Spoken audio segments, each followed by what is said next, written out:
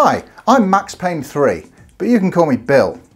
And I got something really cool through the post today that I just couldn't wait to tell you about, so I put this quick video together. This is Super Tilt Bro. This is a new NES game, and it is published by Baroque Studios out of France, and it is the first NES game with online play. That's right, we can play NES online.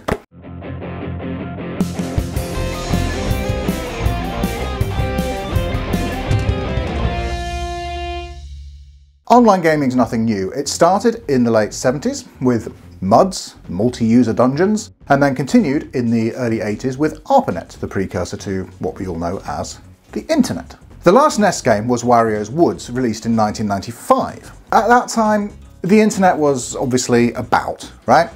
People were playing online games on their PCs. It was 1 year before Quake came out, people were having a good time with Doom. It was definitely a thing, right? Even back in the days when the NES still had games coming out for it. But for consoles, it was kind of, no, not so much really. Doom for the SNES. I guess that was the earliest online play in the world of Nintendo. But the NES, no.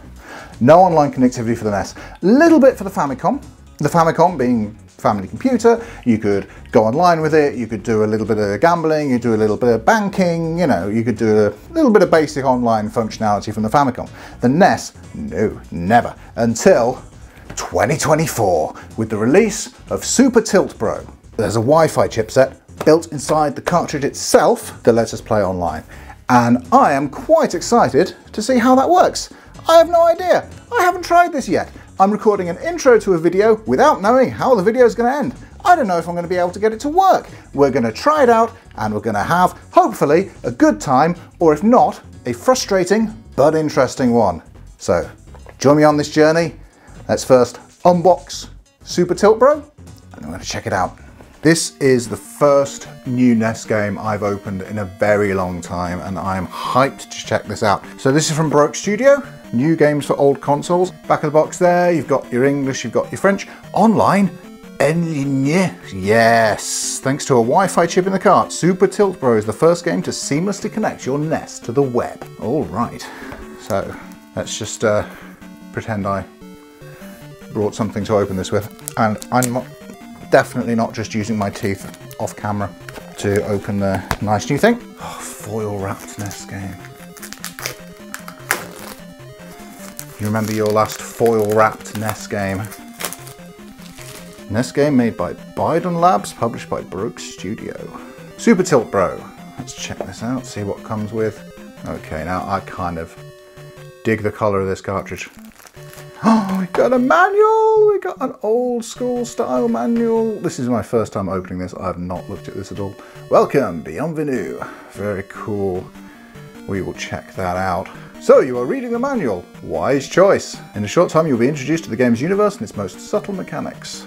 Yeah, I am going to check that out. We've got attacks and special moves with A and B. How the online works, what you can do with the online. Okay. Local multiplayer supported as well, of course. Okay, this is cool. Right, that's the manual. Okay, the cartridge is so gorgeous. Let's get in there. Nice old school NES sleeve, so this will look nice on my shelf alongside all my other NES games. And ooh, blue cartridge. Somewhere inside there is a Wi-Fi chip, and I find that kind of incredible. Nice label on the back there in the same style as the old NES games, except it says this cartridge works on both PAL and NTSC systems, which is very important for me. And I do wonder how that works if I can play online versus NTSC gamers.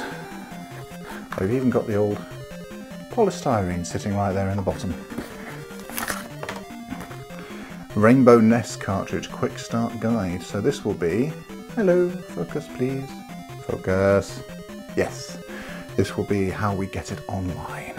And that is amazing that that is a thing that exists. Right, well, I think we have to give that a try, don't we?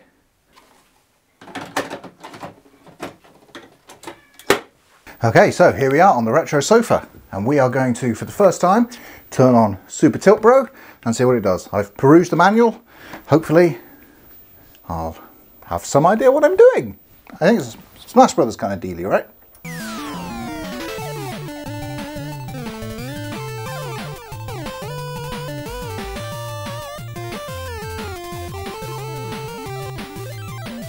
Okay, first off, that music is awesome. Let's play some NES. We're playing on the French NES, of course, just feels appropriate. Online. I haven't done anything to set it up, I'm just going to go into the game. The game should support Wi-Fi setup inside the game itself, so let's find out. We're scanning for Wi-Fi. Ha ha ha! Yes, my Wi-Fi network uses UTF-8 characters. And not everything supports that, and I'm a little bit impressed that the NES does. Okay, let's see if it connects. Success! Okay, so it does actually support UTF-8 symbols in Wi-Fi networks, so that's a good thing for you to know, for those of you who have that. Online, we're going to go straight online, aren't we? Yeah, I'm not going to play a single player game of this. I have no idea what character I want. Server Europe. Let's go. Matchmaking. Okay, searching a rival. I have no idea how many people are playing this, if anyone's playing this. Let's just try. Like, I just got it delivered today, so I thought trying it straight away today would be my best chance to actually get a game.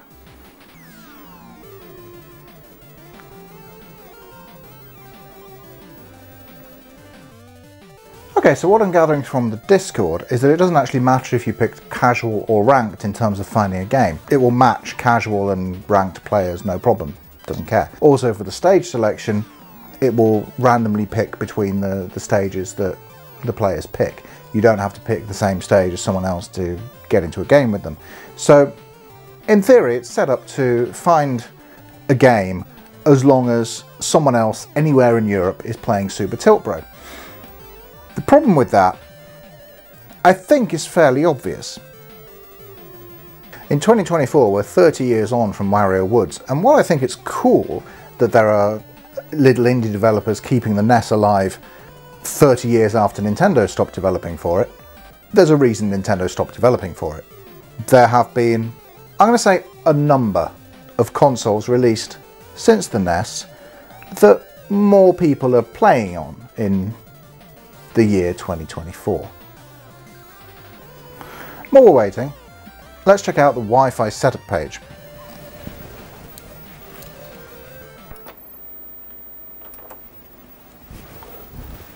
Here we go. So the Rainbow Boot ROM, the Rainbow Net system, has its own kind of built-in operating system to manage specifically the Wi-Fi chip.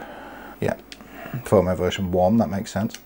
It's got a built-in web server, so that's neat, and it can act as an access point as well. This is really quite extensive for a NES cartridge, you know? Okay, here we go. I've been asking around on the Discord, and I found an opponent.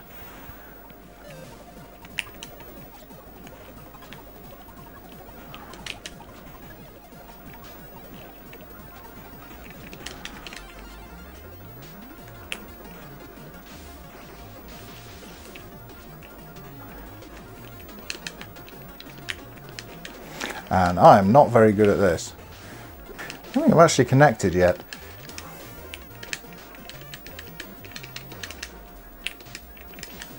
Oh, there we go, I've done 1% damage.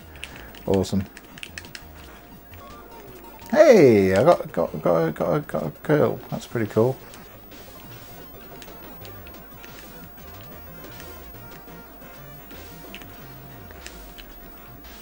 Yeah, I was never coming back on from there.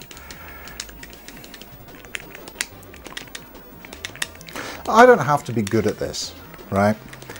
I just have to appreciate how cool it is that I'm playing NES on Wi-Fi.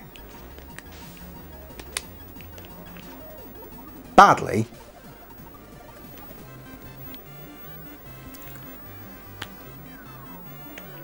Let's try another character here. I want to thank the Black Sinbad for giving me my first game of this. Appreciate it. I suppose having any idea what these special moves do would be a start to getting good at this game. We need to get the guaranteed cat in this video, don't we? She's off screen, but she has just knocked my Wii sensor bar onto the TV, so that's helpful.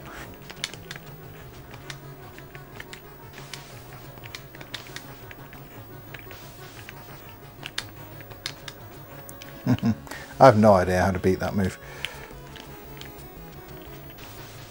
This character can make platforms. I'm not convinced of what good that does.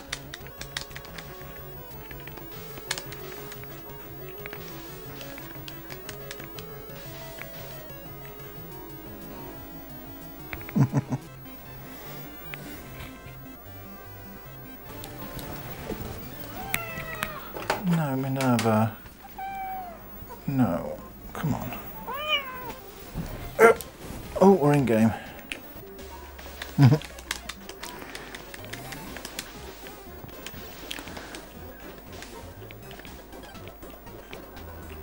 This game's hard, but it's fun. The problem with playing it online, as with any online game, is you're only ever playing against people who are quite good at it, quite into the game. And I think that kind of counts even more so when you're playing a game that really nobody's playing. The people who are playing this are in the community for this. They're really into it. So coming on as a complete scrub like me and just starting your first game online, you're not going to do that great.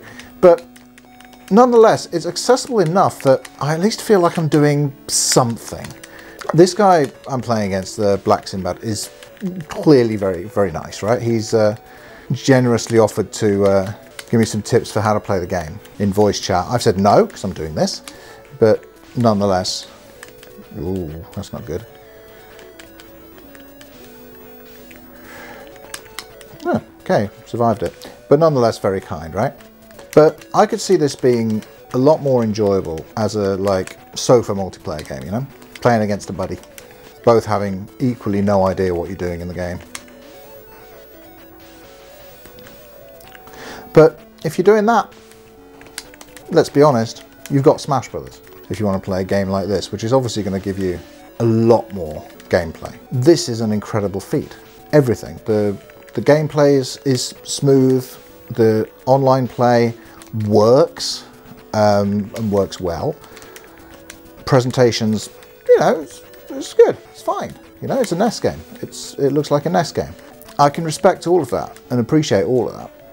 And I can love this for the novelty, for the passion, and just the coolness factor, really, of having an online multiplayer platform fighter on a NES.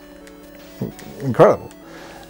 But as a game that I'm going to pull off my shelf, play regularly, I don't feel like it meets that test, you know?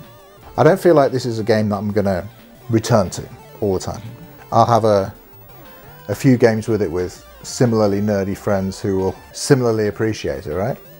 Like, I'll have a friend over who appreciates the NES, appreciates the history of it, and appreciates what a feat this is. And their mind will be blown by this. And they'll love it. And we'll get a good hour or so out of just enjoying it together and trying to discover, like, how to play it. But then, to be honest, we'll probably just play Smash Brothers again, you know? Is this worth buying? Silly question. You knew the answer to that as soon as I pulled the cartridge out and said it's got a Wi-Fi chip in it, right? It's a really, really cool novelty. But, you know, if you're trying to think of this in terms of how many hours of enjoyment am I going to get out of my investment, it's not value in that sense. You know, if you're looking for that, get yourself on the Steam sale, right? But if you want to see what people are doing with the NES in 2024 and experience it for yourself, obviously you're going to get this. And I got to say, I'm definitely not regretting my purchase. I can imagine this is going to sit on my shelf for a long time and people come over, see it and go like, ooh, what's that? And I'll go, that's That's the first multiplayer online NES game. Probably only, let's be honest. I don't know if anyone else is going to try this. Maybe they will. And they'll be like, wow, that's so cool. Can we play it? And I'm like, yeah, we can play it. We'll have a good time. But I pre-ordered this, okay? I didn't get it on the Kickstarter. I got it on a pre-order. And it arrived today. And on effectively release day, I found exactly one person to play this with me. You know? How long is this going to last? How long are these servers going to be up? And how long, even if the servers are up, how long is it that you're going to be able to find someone else to play with? If you want to get on this, get on it now.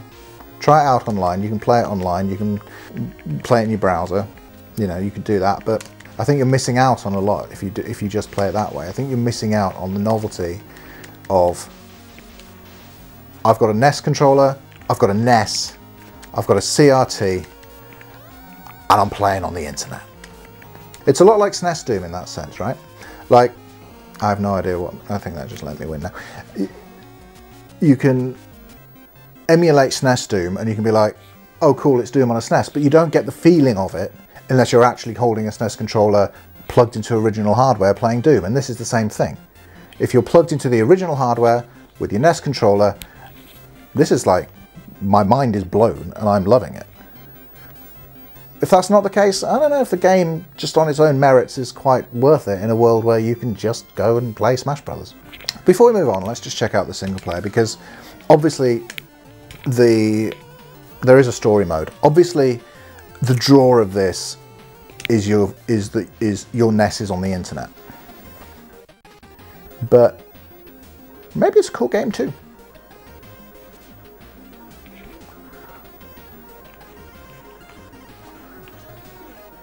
Okay, so it's like a little platformer dealie. It's got a story.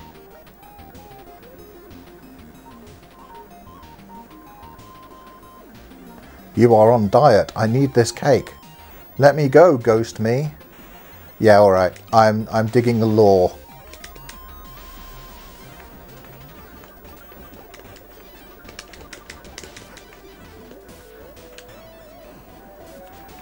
Oh, okay, so I've got to attack the target. Cool, okay. I don't know if you know it, but there is another platform fighting game that has a break the targets bonus game. Oh, I'm so bad at movement in this game. To be fair, to me, it's a NES controller, isn't it? Salute on amico. Maybe a weird private joke. No time for that. I'll force the way. The single player mode seems so far pretty straightforward. You've got little platforming bits and then you do a little bit of a fight, and one kill, you win the fight, I guess.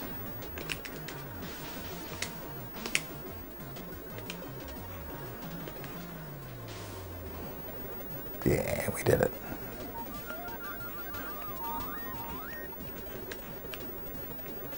I'm still kind of digging the music. I hope you are too. You shall not pass. Hey, that's not your line. No, but this cake is mine. I'm gonna need that cake.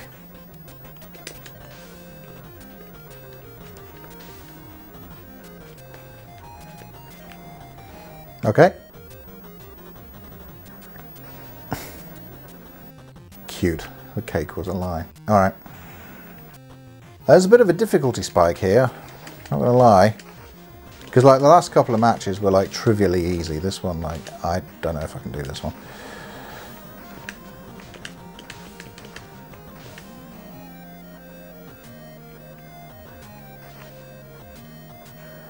I do get infinite tries though by the look, so we'll give it a few more tries. First impressions of the single player game are, I think it's cool that they programmed an AI into this. Like, they didn't need to. They could have said this is an online NES game and off you go, you know, and given maybe like a basic training mode where you can try out the moves and whatever. This seems like actually fairly, at first impression anyway, fairly decent AI. Better than me anyway. Also the graphics I would say are fine. Like the little sprites are as detailed as they can be for the size that they've got to be for the game to work. Because obviously it's a NES game, it's not going to be zooming in and out and stuff like that. They have to be this size, and so you can see what's on screen. And they look fine. It's all good, right? I like the little character portraits as well. It's not bad. The music though, I'm really digging the music. The NES can put out some really nice chip tunes, and yeah, this is up there, you know?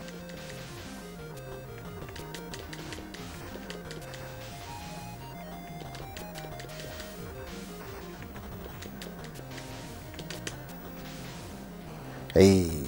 Alright, so cartridges are cool as flip. You kids today with your optical discs, you don't even know. Back in the days of the NES, Super Mario Bros. 3 and a bunch of other games for the NES had mapper chips inside them so that they could address more memory than is normally available to a NES game. That made for this really great expansive adventure in Super Mario Bros. 3, right? And then when we came to the Super Nintendo, we got the Super FX chip in Starwing that gave you these cool 3D graphics that were pretty amazing for the time, and the SNES hardware alone had no chance of being able to render polygons like this. Over on the Mega Drive side, we've got some pretty cool cartridges too, like the J-Cart. You plug a couple of extra controllers in there, you can play 4-player Micro Machines, just need the extra controllers. Get your buddy to bring a couple over, no need to get the multi-tap or whatever, right? And now, in the year 2024, got a Wi-Fi chip inside a cartridge. You can put anything inside cartridges, and it was so cool back in the day as well, seeing games come out for systems we already had with new tech built into them. And this is a really cool continuation of that. I think there's a point where it maybe kind of goes a little bit too far. There exists a port of doom for the NES. Sort of. Someone's put a Raspberry Pi inside a NES cartridge, made it output the graphics to the NES. Is that Doom running on a NES? Yeah, not really. I don't know where you draw the line with that kind of thing. Like, I don't think there's any doubt that Super Mario Bros. 3 is a NES game, even though it's obviously addressing more memory than the NES can normally address. But I think stuff like the J-Cart with the extra plugs in it, Sonic 3 and Knuckles, you know, lock-on cartridge, I feel like this is kind of in that vein. It's not adding more power, more processing to the game itself. It's adding a feature that the console itself can't provide. And this is a really cool modern example of it.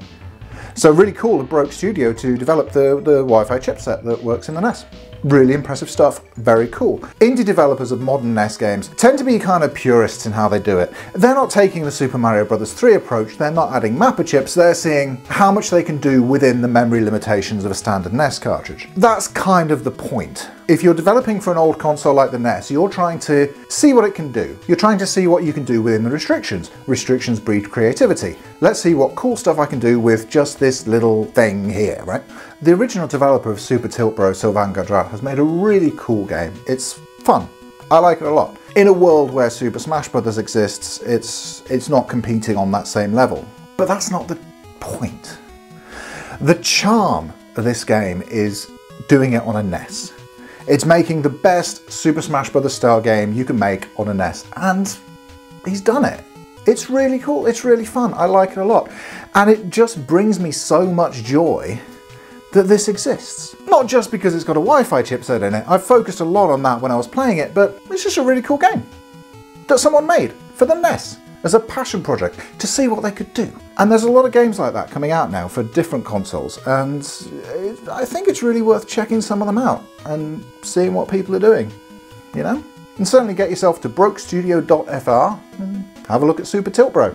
As I record, there are some copies of this still in stock. If this is the kind of thing you're into, you know, go grab yourself a copy. I'm glad I did. I'm going to enjoy having this on my shelf as part of my collection, just as a sort of really cool curio. It's a good game, the online works, the Wi-Fi chipset's cool, blue cartridge. I like it.